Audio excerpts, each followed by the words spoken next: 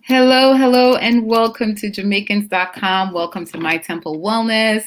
Welcome to our YouTube and Facebook streaming this afternoon or this evening, rather.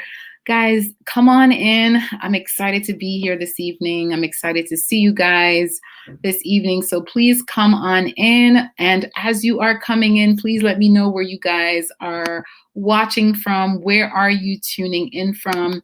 Please go ahead and share that with us so we can big you up from wherever you're watching.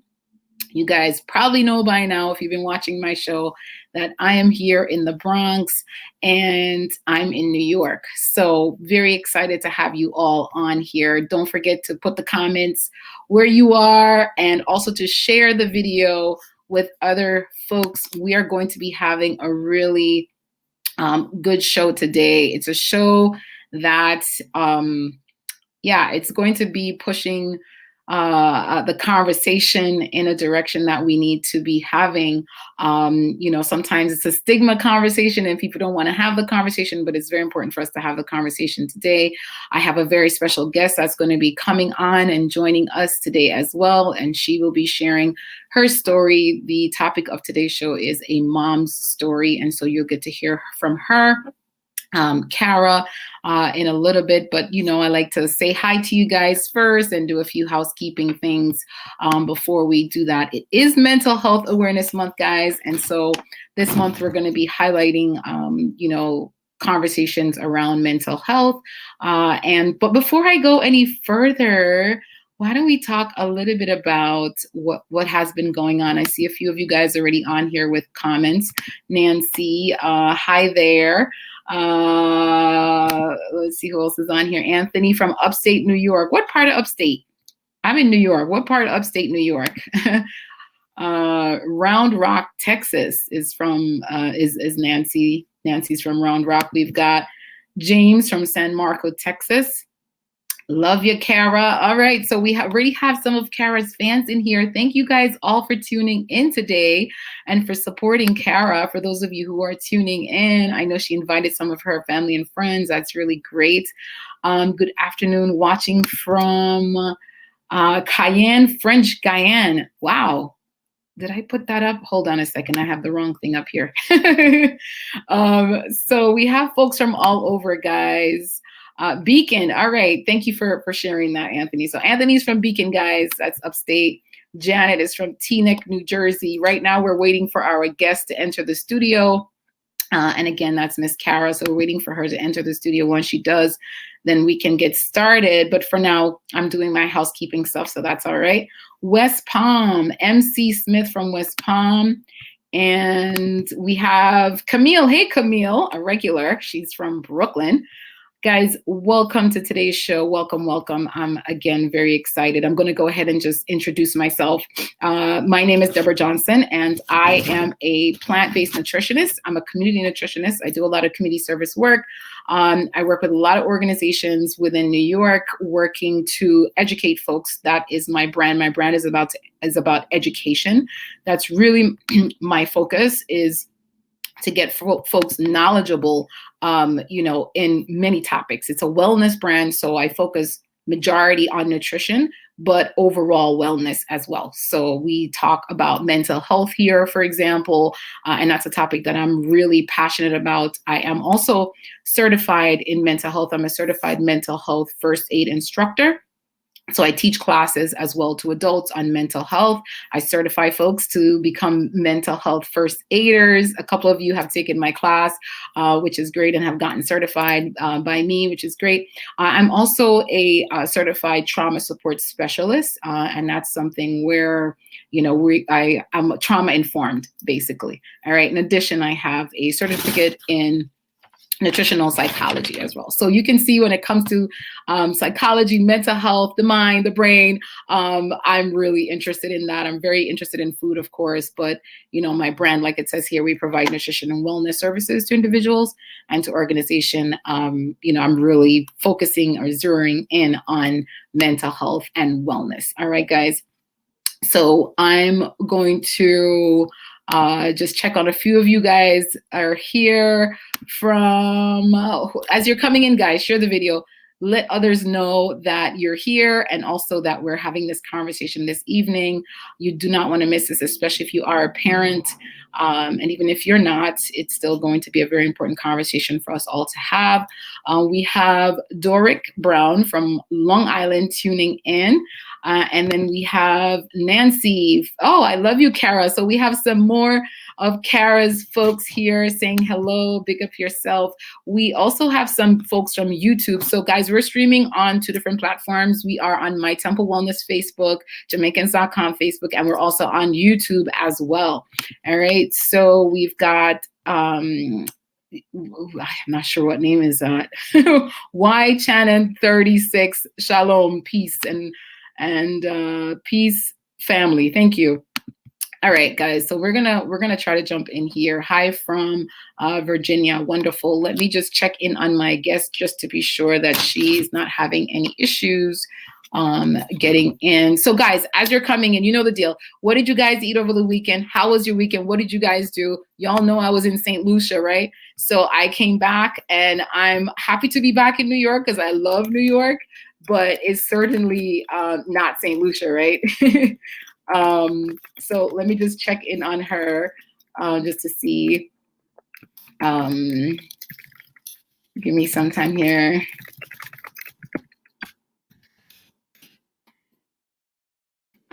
Okay, so yeah, so guys, talk to me. What have y'all been doing? How was your weekend? Hello from Illinois. Let me just share this again. Hang on, guys. Hang in there with me. You guys know this is live, right? This is live. Anything can happen on live, right? I'm just making sure my guest is able to get on with the link here. So just give me a couple of seconds here. Let me just send her a quick text.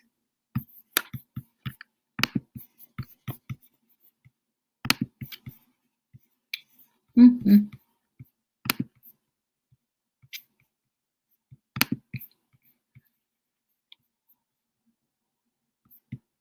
Okay, while we're waiting, I'm going to, hi June, doing okay. How are you? I'm doing great, doing great. All right, guys, while we're waiting on our guest, I'm going to play for you a video about mental health. And it says that we all have mental health, all right? And so I want you to watch that and then we're gonna jump right in, all right? So just give me a second here.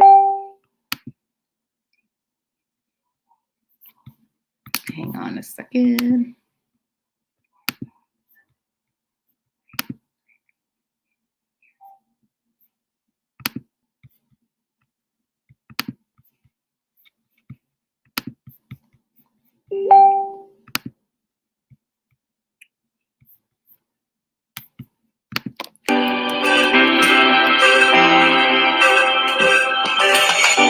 You can't tell how someone feels just by looking at them or what they share online. To the outside world, our lives may look perfect, even if in reality they aren't.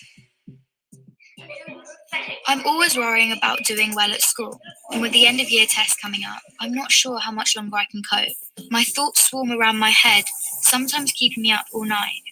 Some days it's just all too much, and I feel like I'm lost in space.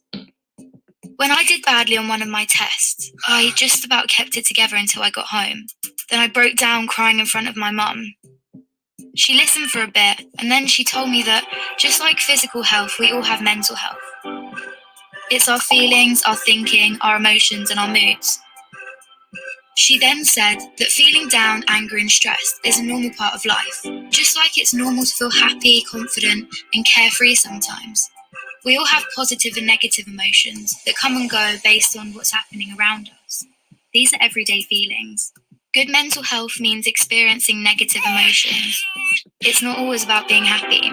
Mum can relate to the feelings of stress. So when Mum suggested I take a break from everything and do something I enjoy, I actually took her advice. So I made myself a hot chocolate, snuggled up in a duvet and watched a film. And you know what? Afterwards I felt so much better. Mum should take her own advice. Most of us only ever share the good things. We don't like to share how we really feel. Every morning when I wake up, negative thoughts stream through my head. Getting out of bed and pretending I'm okay takes all the energy I have. As the day goes on, the negative thoughts turn from a stream into a river. The water rushes through my head so loudly it's hard to concentrate in lessons. And some days it's so bad it feels like a waterfall that's trying to pull me over the edge. Everything is so overwhelming. I didn't think my friends would understand if I told them how down I was feeling. But when Sasha opened up to me about how stressed she was feeling, I told her. I wasn't sure how to bring up how I'd been feeling, so I started by saying that I didn't feel like myself. Just her listening made me feel like she understood. She told me some things that had helped her, so I tried them too, but it didn't make much of a difference. Even when I tried to be around my friends, I felt alone. The things I used to enjoy weren't fun anymore. I was really worried about Andre and not sure what to do. He was quiet and wasn't hanging out with us like he used to. So I asked our head of year for some advice. He suggested I get Andre to speak to him since his negative feelings weren't going away. I didn't want to speak to our head of year, but I also didn't want to keep feeling so down, so I went. He said that sometimes we have overwhelming feelings that can be more intense than our everyday feelings. These feelings hang around for a long time and change the way we feel, think, and behave. They can stop us doing what we want to in life. That's what I was going through. He also said that if we're physically unwell, we let people know, we ask for help. It should be no different with mental health. Sometimes our overwhelming feelings are brought on because of things in our life. Sometimes they happen for no reason at all. After hearing this, I felt much less alone and it felt good to talk. Scientists have found exercise can help when you're feeling low, so our head of year encouraged me to sign up to the school football club, which Sasha was already in. I still have days when the river is there, but now I'm beginning to understand my mental health. I'm learning how to cope. Our head of year reminded me that my friends, family, teachers, and lots of others at school are there to help just as much as he is. I had no idea the people around me could be so understanding. And while it's not always easy to talk about my mental health, the person I'm talking to might be able to help. If you don't feel like talking, that's fine. You could try writing, sports, reading, art, music, playing with your pet, whatever makes you feel better. If you're the person someone talks to when they're struggling, just listen with no pressure or judgment. You don't have to have the answer. If you feel unsure about anything, you can speak to a trusted adult. Talking about mental health doesn't have to be difficult. After all, it's something we all have.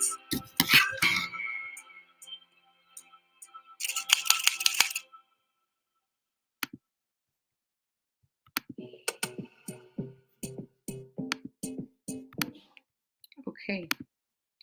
All right, everybody. So I hope you enjoyed that video.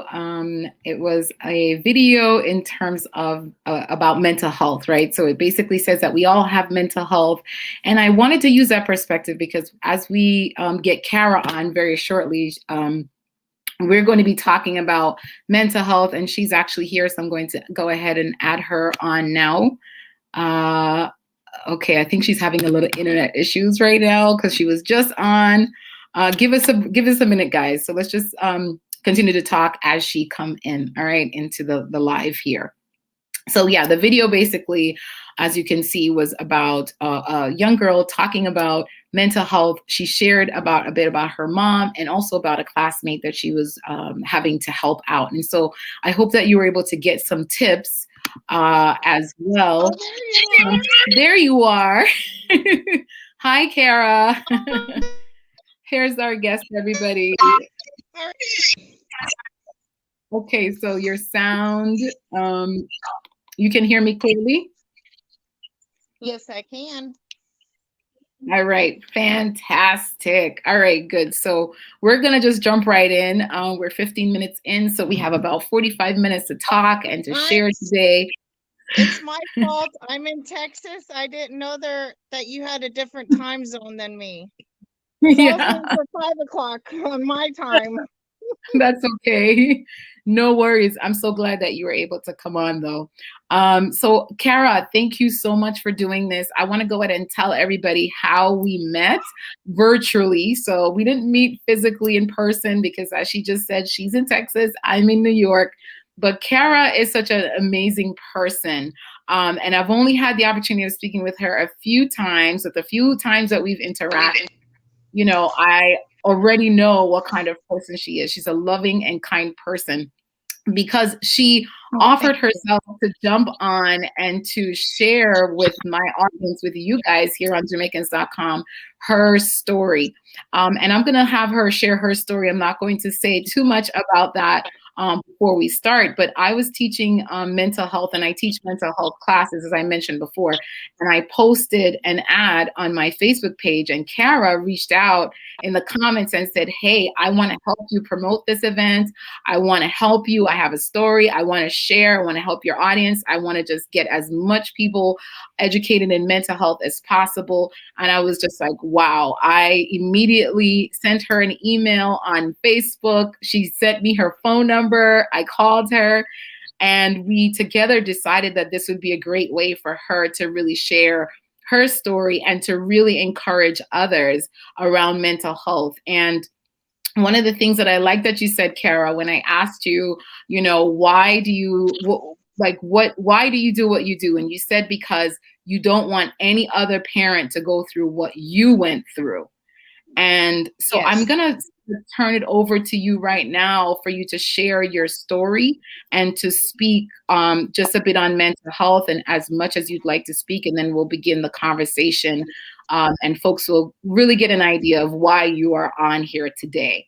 So I'm going to turn it over to you, Kara, for a few minutes. Go ahead and just start sharing with our audience here on Facebook and YouTube your story.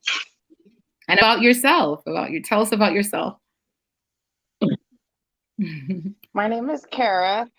I'm a mother of 7, 6 biological, 1 stepdaughter, and I'm a grandma. She'll be 6 in August. I lost my 14-year-old son named Isaac on August the 2nd, 2015. He had just turned 14 on September the 26th of 2015. So it was a week after he turned 14 that he came home upset and took his life. Doctor said it was an impulse control suicide. He was just upset, wasn't thinking. And nobody even knew that it was even in his mind. And me being me back then, I didn't know to speak of my children about suicide because I've never been in that world before. Right. And I've never really had mental health issues on my part, just situational, but nothing that was anything serious. So now I'm out here educating people on suicide awareness. Don't be scared to speak to your kids. We have that old stigma that if you speak to your kids about it, it will put it in their head and it's already there. It's our job to speak to them about it and let them know we are their safe place. We are a non-judgment zone and we are safe to speak to. And if you feel you can't speak to your parent, please reach out to a counselor, reach out to somebody and speak to somebody. Don't let those feelings hold on inside of you and you just explode and then we don't have you anymore. Right. Right. This is my son, if you could see it. Not sure. Yeah, we can see it. Mm-hmm. This is my son, Isaac. He is forever 14 now. Oh. Kara, as you're sharing the photo of him, and thank you so much once again for not only being here, but for being so brave and courageous for sharing with us what happened with Isaac. Could you tell us a little bit about Isaac? What kind of I absolutely love talking about my Isaac. Yeah. He was my biggest baby. 8 pounds 9 ounces, 22 inches. He was, I want to say, on the go since the day he was born. I mean, he walked at 9 months and just took off. There wasn't any child lock that I could buy on any cabinet that he wouldn't break. He would pull the drawers out of the cabinets to use as a ladder to climb up to get cookies. I mean, he was always go, go, go, go, go. He was such a wonderful baby, very cuddly. Even off the bottle at 9 months. I mean, he kept me on my toes, put it that way. I had other kids, and he was the one that kept me on my toes, climbing trees and getting into stuff, riding fast on his go-kart, always doing something. But I can tell you one thing that did change him as a child when he was 5 was when he started kindergarten. He went to an after-school care, and I don't know how to say this, but the after school teacher abused him, dragged him across the floor. He hit a foosball table, hit a wall. When his big sister tried to stand up for him, she pushed her against the wall. And that just made my son do a 180. I mean, he was always getting in trouble at school. He would run out of the classrooms. He was in therapy since he was 5 up until he passed away. I mean, that's how much that one incident at the after school care affected him. Right. Yeah, and that's because trauma, that was probably some type of, we would consider that probably a traumatic event that, Yes. I'm not a therapist, but just from what I've learned, it sounds to me like maybe that was some type of traumatic event that really sort of pushed him into this place where he could have been, would you say that maybe he was dealing with then mental health, Yes. in a mental health? I personally, on my personal side, taking him to therapy every week and I tested him everything from A to Z. I took him to a place called Village of Hope, and we spent a whole week testing. I took him to Child Guidance Center every week for therapy. I think he also had sensory problems. Okay. But they just kept saying ADHD, ADHD. And I was like, no, he does this, he displays this. Because I've worked with children since 1992. Okay. So, and I was like, no, that can't be right. So instead of working with me at the school, they put him in a class called the back class, which is behavioral and adjustment class. And he had to work his way out of that class. And which he did. He worked hard to get out of that class. And academically, he was very, very smart, but people just couldn't really understand him because he was hyper. Right. But if he got overloaded, he was on flight or fight mode. Right. And constantly, I mean, he's come home with sprained neck, black eyes, bloody noses. So he was always on fight and flight mode when it came to school. And he would tell me and my husband that home was his only safe place that he had. Wow. Now that's a really good thing because, I mean, unfortunately, though, the bullying and what occurred with him in his school environment, it's, what I've read based on what the experts are saying is there's been a huge increase in folks, in kids being bullied in school. Obviously, that's been going on for years, right? But social media has added to that. And obviously, we did talk, and you did mention that the bullying incidents with Isaac that occurred. And it's really sad because 56% it's gone up since 2000 and over 10 years. Since 2007 to 2017, the study I read said that it went up by 56%. So that And means it's more brutal than it was in my day. My day, okay, was the 80s and early 90s. You would fight, get over it, move on, and it wasn't heard of again. It is brutal nowadays. They harass you to no end. He didn't have a smartphone or wasn't quite into social media yet. So he would go to school blinded on what kids would say or what kids would do. And he didn't have a clue. You know, he didn't get his first smartphone until he turned 14, which was a week before he passed away. Wow.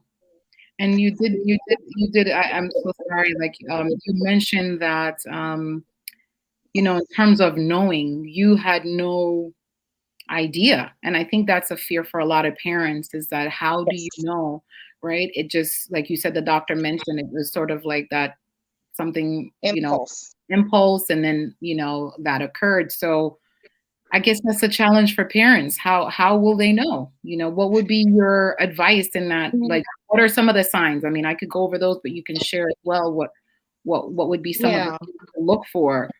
Me as a parent back then, I didn't know. I didn't know that there were signs, that there was, Right, right, that kids even thought of suicide, to be honest with you. right. Um, Suicide for me back then was TV. But looking back on some of the things that he did about a month before he passed away, and it was only a month before he passed away, um, he stopped doing the things that he loved. Like, he used to build rockets and launch them. He used his own launching pad. He would ride his go-kart. He would ride his bike. I mean, there was so much stuff. He was so active all the time. Right, And I noticed that looking back, right, that he stopped doing that stuff. And right, it didn't click in my head back then that there's something going on, because I just thought he's 14. You know, he's changing, hormones are changing, he's growing up, maybe he's getting into different things. mm-hmm. You know, he was still playing football, so I didn't think back then, but now that I look back, I noticed those subtle changes that Right, he was making. And, you know, he wasn't home and became upset and went to the garage. He came home upset. I tried to get out what was wrong with him. All he said was 3 strikes, he was out, worried about the lies being told. And I said, "What lies are you talking about? Are you worried about getting in trouble with us? I don't understand what's going on here." And he says, "It's not, it didn't have anything to do with you guys." And he said that like 3 times. And he said, "Oh, just forget it. I'm going to the garage." Well, me thinking going to the garage meant he's going to go work on his go-kart, or do something that he normally does. I didn't right, think going to the garage meant that he was going to take his life, right, you right, know? And now, years later, I look back on the whole situation, and it will always play in my mind of him stopping, walking to the garage, and just looking around at me, saying, as if saying, "I love you, goodbye," and wow, then walking to the garage. I didn't know then. So now I feel it's my duty to educate other parents and right, even adults out there. mm-hmm. You know, this is what you look for. Don't be afraid to talk to your kids, please. I mean, I've been out there with other parents helping them with their child. Then their child does open up and say, "Yes, I am suicidal." And we get them in a treatment. Right, You right, know, yeah, yeah, you just don't know. Kids don't like to hurt their parents' feelings, and they right, don't talk about it. I had no clue.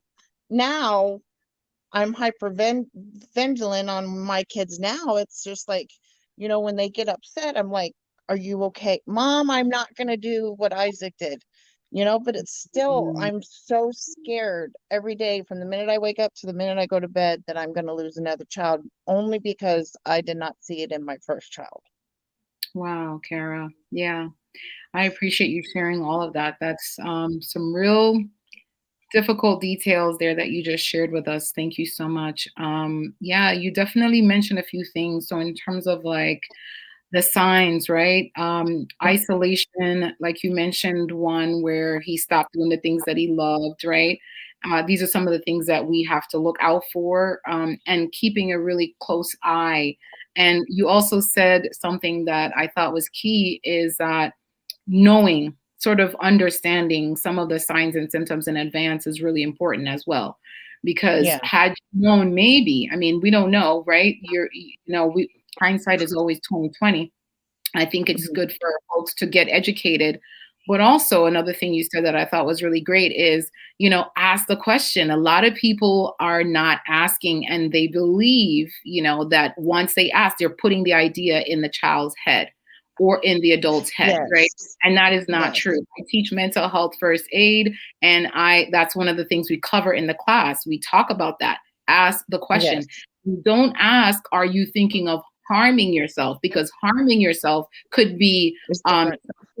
non-suicidal self-harm. Exactly. Yes. And non-suicidal self-harm could be cutting, it could be other things, right? So you have to ask a Yes. specific question. Are you thinking of killing yourself? You actually have to say those words, because if you say harming, it's not the same thing. And that person might say to you, no, I'm not thinking of harming myself. And in the back of their head, they're saying, I am thinking of killing myself though, but you didn't ask me that. So I want to empower everyone here. And Kara, thank you for bringing all these things out. We have to ask the question. It's, again, a topic that's filled with stigma. Nobody wants to address this, but we have to, because it's happening. And that's why I'm so happy It's that you're here. happening too much. Second leading cause of death in adolescence, and 10th leading cause of death around the world.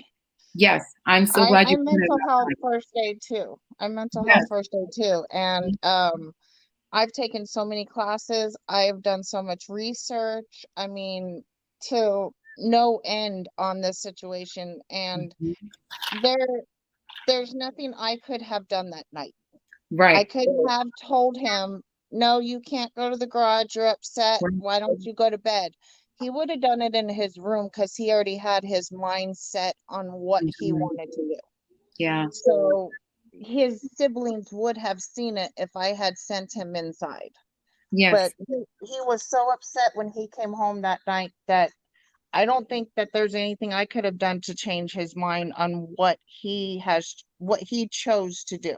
Right. And I've been told that by specialists, by therapists. I still blame myself, and I know it's not my fault.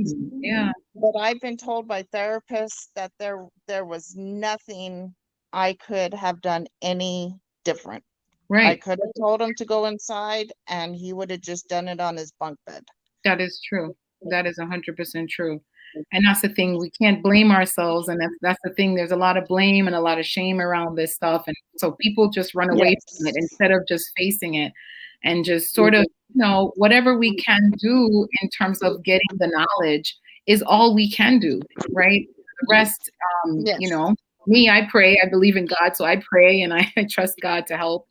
As I'm raising my 17-year-old right now, my husband, you mentioned that you have another child, or you have more children, Kara, that you want to speak about. How has that impacted your family just in general? Obviously, well, I want to say it's impacted us greatly. My whole family dynamic has changed.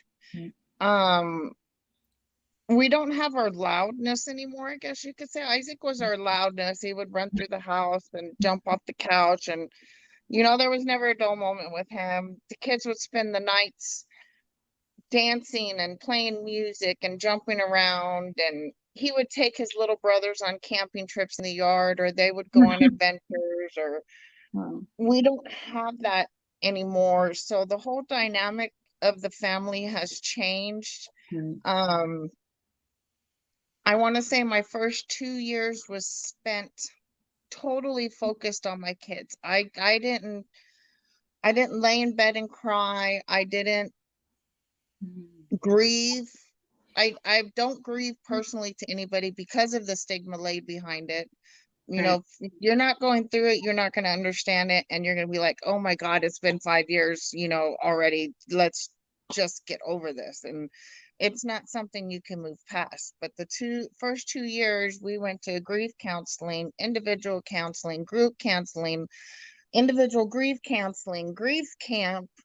I mean, it was my kid. I have 3 younger ones, and it was go, go, go every day. I was taking them to something that would mentally help them, and it worked. But in turn, I wasn't focusing on myself, my PTSD, my depression, my complicated grief, everything I was going through, that I myself had a breakdown and I couldn't hold myself together anymore. So now, 5 years later, I am now in trauma therapy. I'm doing art therapy, I'm doing all kinds of different therapy.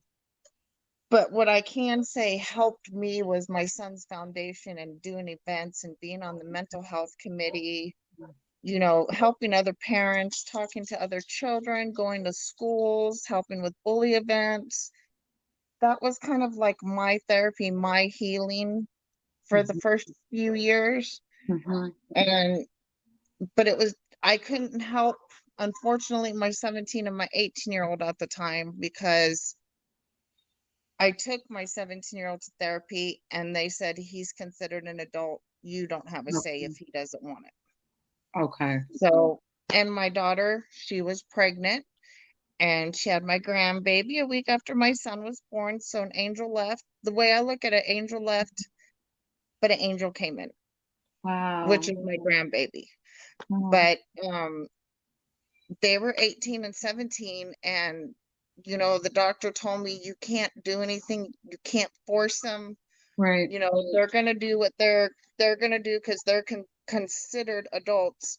Right. So I took my 3 kids and I was like, we're doing this together. And we just therapy, I mean, they got tired of it after a while. I'm not gonna lie to you, but I wanted to know, I wanted to be educated on everything. What do I look for? How do I talk to my children? How do I talk to other people? How do I do my own events? I did 2 events for 2 years in a row, bringing awareness to suicide and mental health. Right. Wonderful people I've met on this journey. I've gone to bully events. I've been on the news. So I think my son's foundation also has helped my younger children too, because my now 16-year-old daughter would help me with these events. And she would talk to kids at school. Oh, that's Like kids would come up to her and talk to her, and she would talk them down. wow.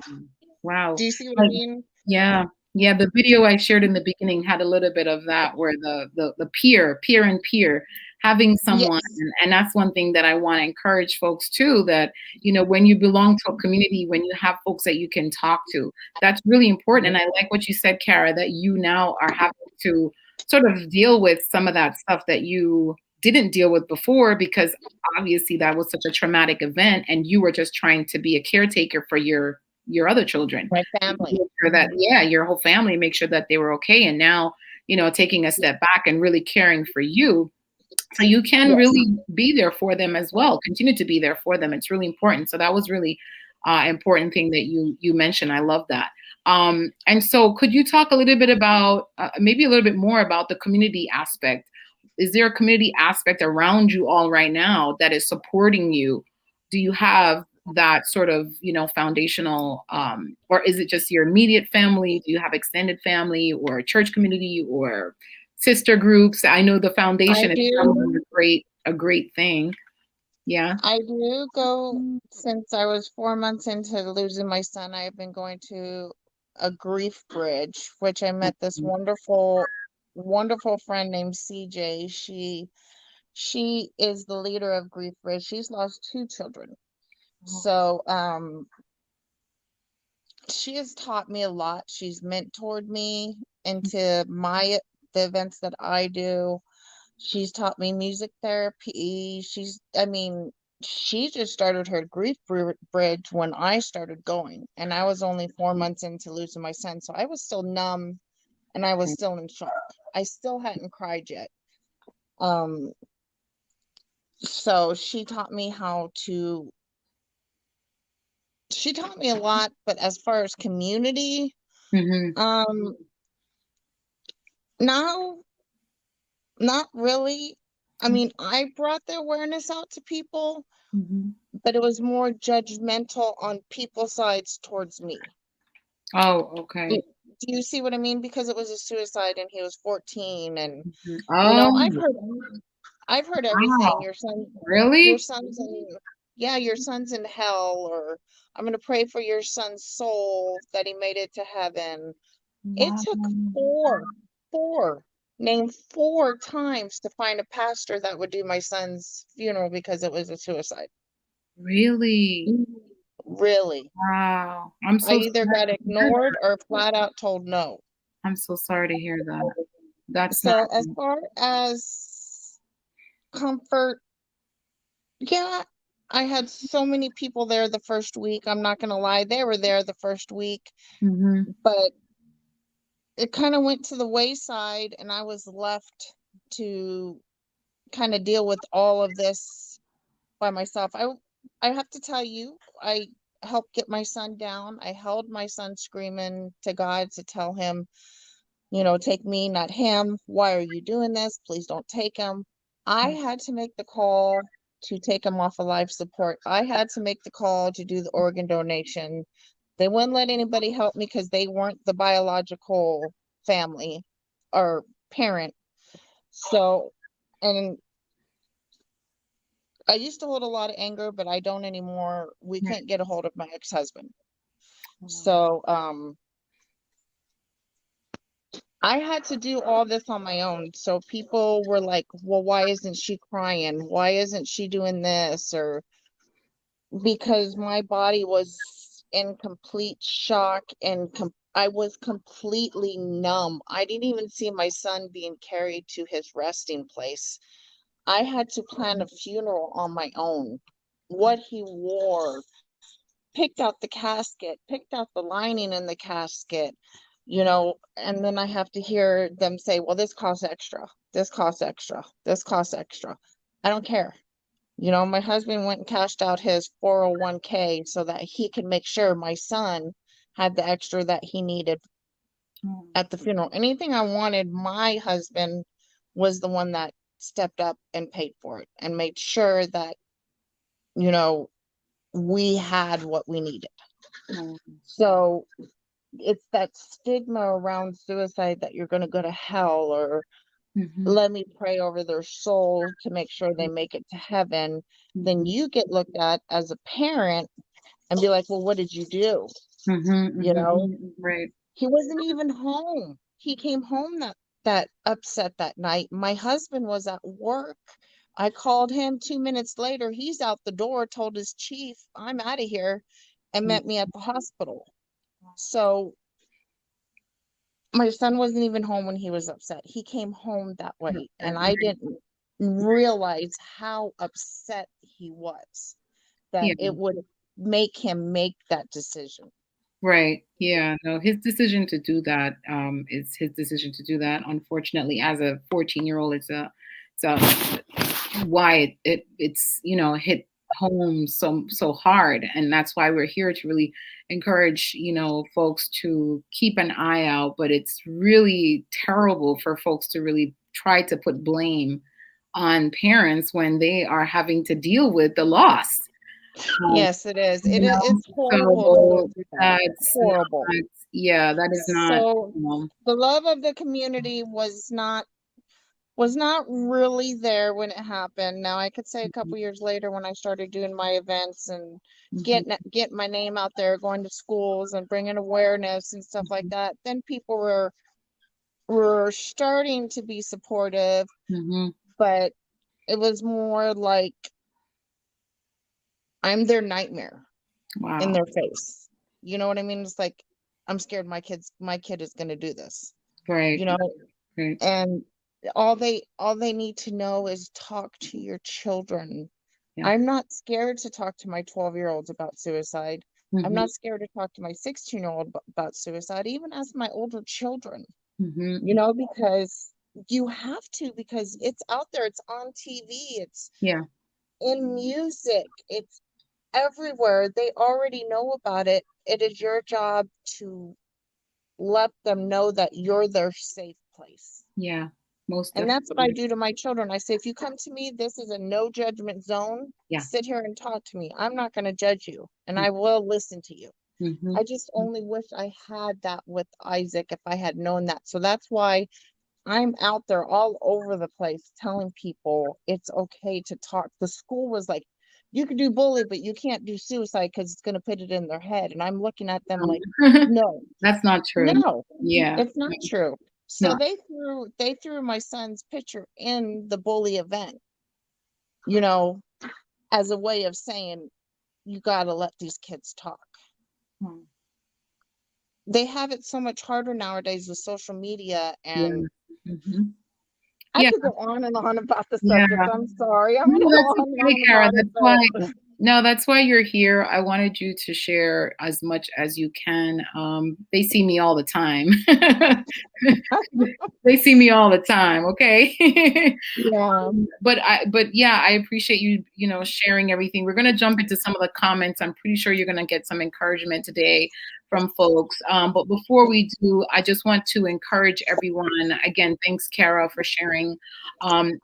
That you can ask the question to your child. You can ask the question to your friend.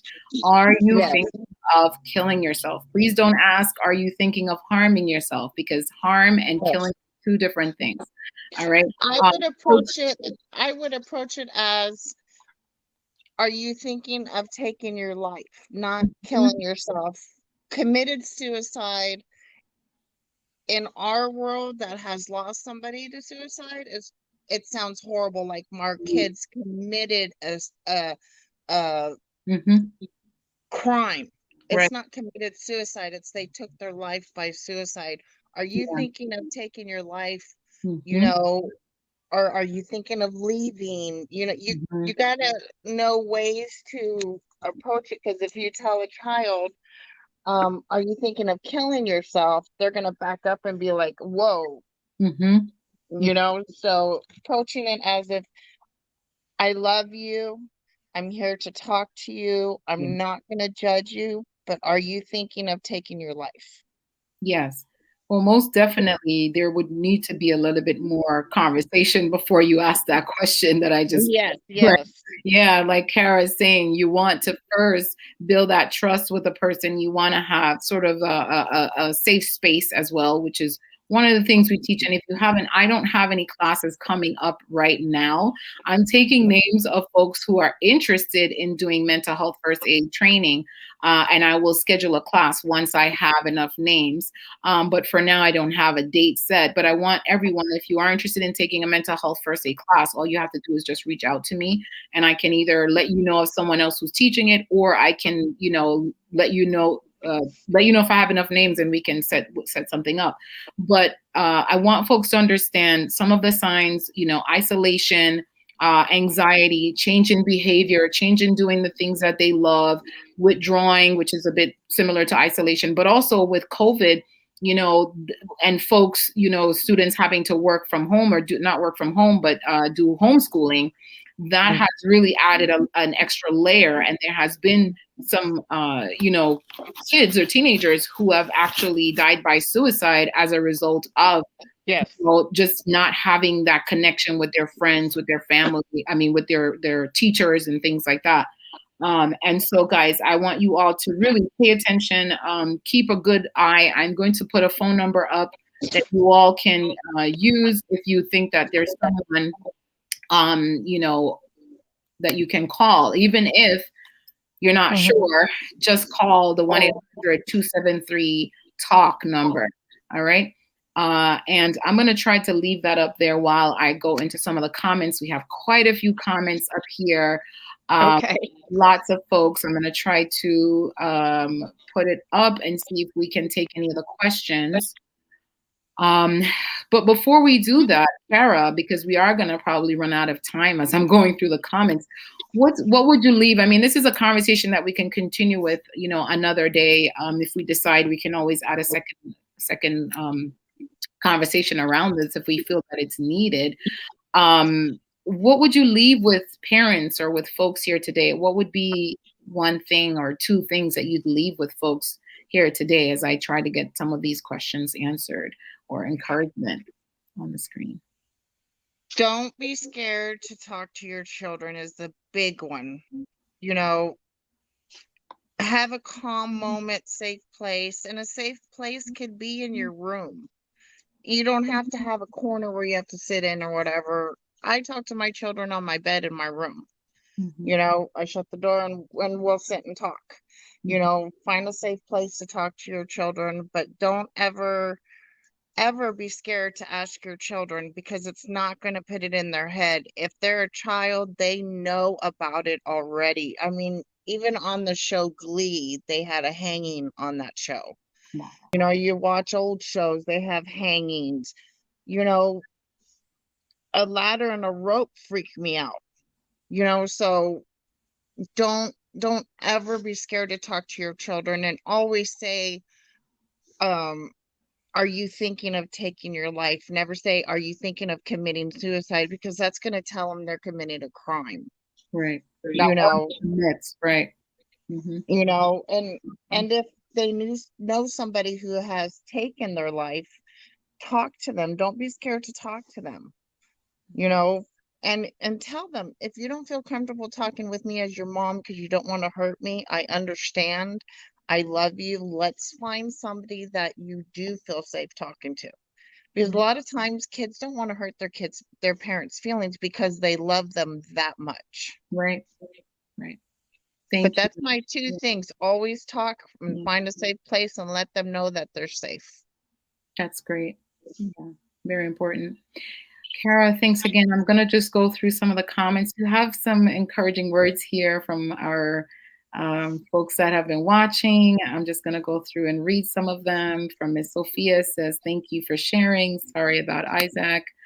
Um, and Nancy, I'm not sure if you know this person, had no idea Isaac had that trauma. Yeah, so your story is heartfelt. And here goes someone. We as parents have to be vigilant when it comes to protecting our children. Yes. Exactly. Definitely. I Yeah. moved schools. I moved schools, I moved towns, and then I moved schools within the town. It did not help. It followed him. His record followed him as Mhm. a troubled child because of what happened to him in kindergarten. You have to be vigilant with the schools with your children because that record is going to follow them. Mhm. Everywhere they go, all through school, it's going to follow them. So you have to be vigilant on top of the school and say, this will not follow my son. You will Mhm. not have my son labeled as this certain child. Yeah. Yeah. Yeah, someone here says you couldn't have saved him. I couldn't save Philip. It looks like Nancy, thank you for sharing, might have gone through something similar um, as well. Sorry, Nancy, for your loss. Yeah, it's definitely not easy. So it seems like there are a couple of folks on here who might have experienced what you've gone through as well, Kara. Yes, I have a lot of friends that are on this live. I've made a lot of grieving friends, grieving parents, and together Nancy and I have done American Walk for Suicide. You know, we're a family. Yeah, Once you lose a child and you become in the grieving community, you become a family. right, right.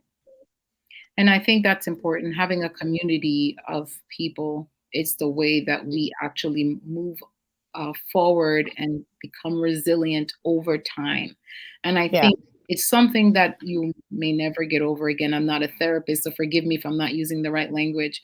That's okay. But, I do believe that we can become stronger and grow. And like you are here today, I don't know that you could have done this 4 years ago, or you know I would have been a mess. yeah, so it's encouraging to see that you are, obviously doing better and helping others, which is really, really, really important, and I just so appreciate you for today. um yeah, so lots of folks. I'm just again running through some of the comments here. No, a decision or a choice as far as, okay. Thank you, Nancy. Um, yeah, it's terrible. It's a terrible grief, you know, And it's grief to hard bear. grieving. It's hard grieving when you lose a child to other people, because like my best friends have been around since my children were born. So Mhm. they're grieving too. Right. They're shocked at the loss. So I just kept I post on Facebook, but I keep it to myself, which I really shouldn't do. I should talk to people, but I find it hard to do that because if you're not a grieving parent, you don't understand. Mhm. And, you know, my best friend was there with me that night. She's the one that caught me when I fell to my knees screaming when they told me he didn't make it. So my best friends were grieving, so it was hard for me to go to them because I know they were hurting. So I just basically kept it to myself, and now I'm letting my trauma out. Wow. Well, I'm glad to hear that you're doing that because that's there's going to be healing coming in, hopefully complete healing for you will come, sooner rather than later. And again, And I I don't have think a you ever get I have a over it. friend, Amy, that started a Facebook page. It's called Stop Bullying, Stop Suicide, Honor Isaac. And then I have my Okay. suicide page called Isaac's Foundation for Suicide Prevention and Awareness.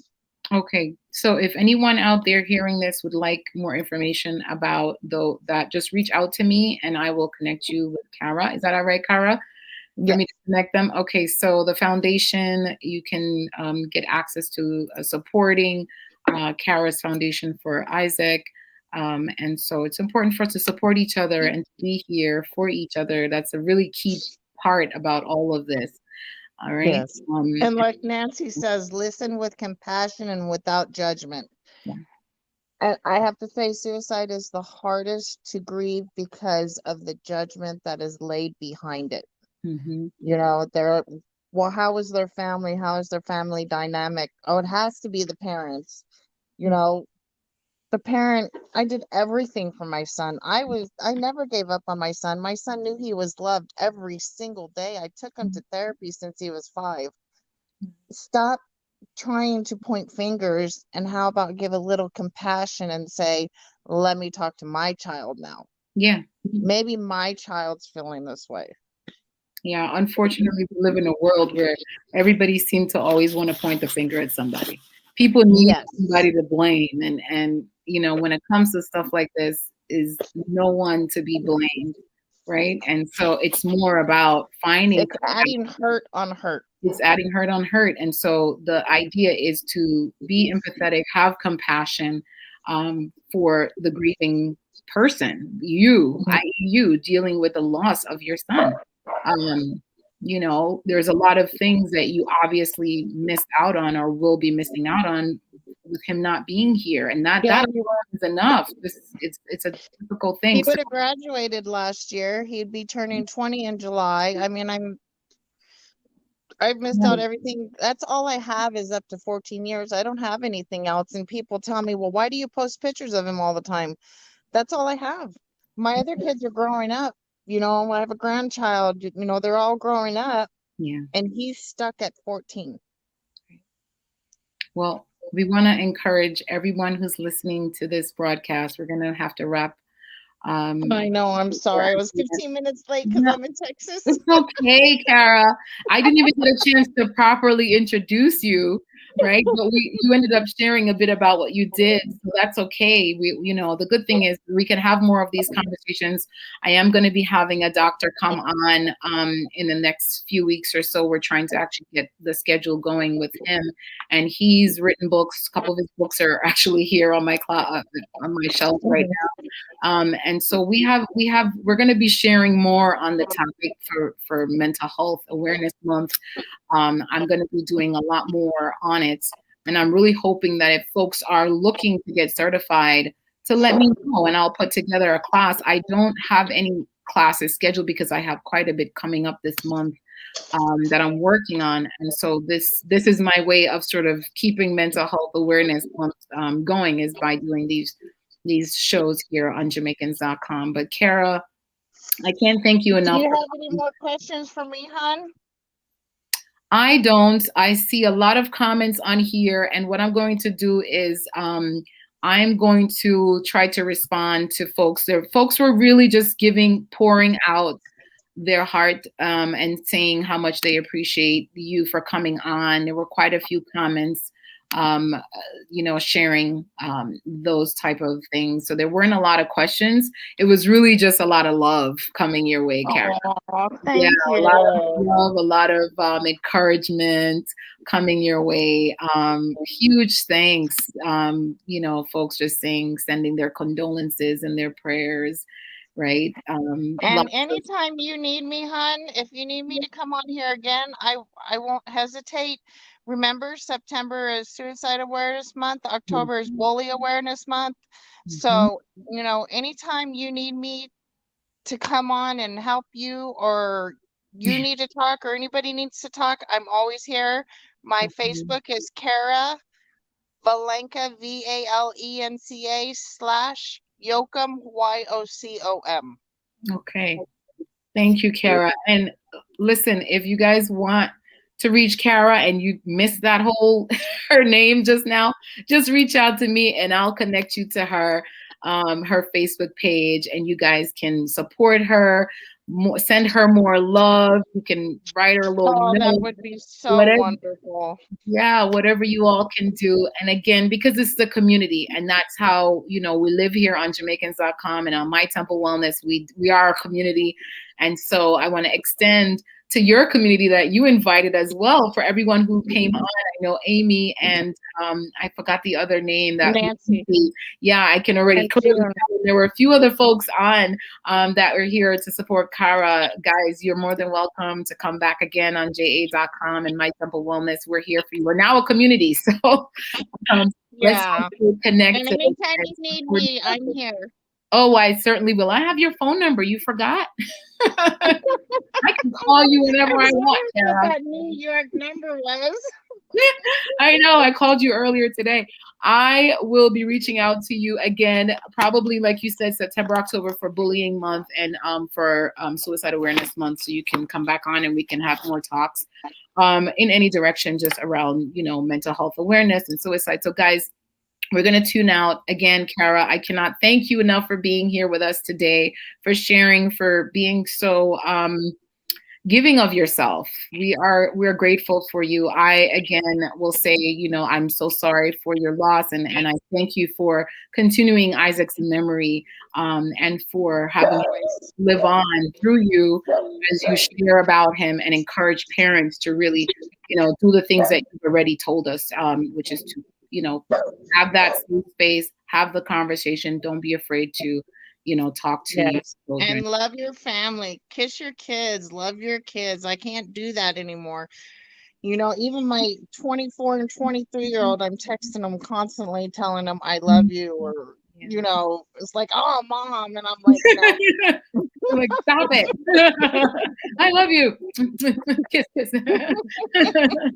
Yeah, let's love on each other, guys. That's a great place for us to end. Let's love on each other. Let's continue to shower each other with love and kindness and understanding and patience, of patience, especially now. I cannot say that enough, especially now during the pandemic that we're still experiencing. I know we're coming out of it slowly, but there's a lot of people who are still dealing with that PTSD from, dealing with being isolated and not having anyone to turn to. Let's continue to grow our community. Let's not isolate ourselves. Let's connect to even one person, right? Even just having one person that you can talk to will make a difference. If you don't have a church community or a support group or a family, just find one person. And if you don't have one person, you can reach out to me and Kara. All right. We will be your one person. All right. You can send us an email. You guys already know I answer my emails on Facebook.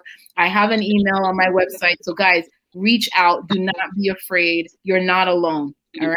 You're never alone. You're never alone. All right. We're tuning out. We're saying goodbye. Have a good evening. I'll talk to you, Kara. Thanks again. Okay. All right. Bye-bye. Bye.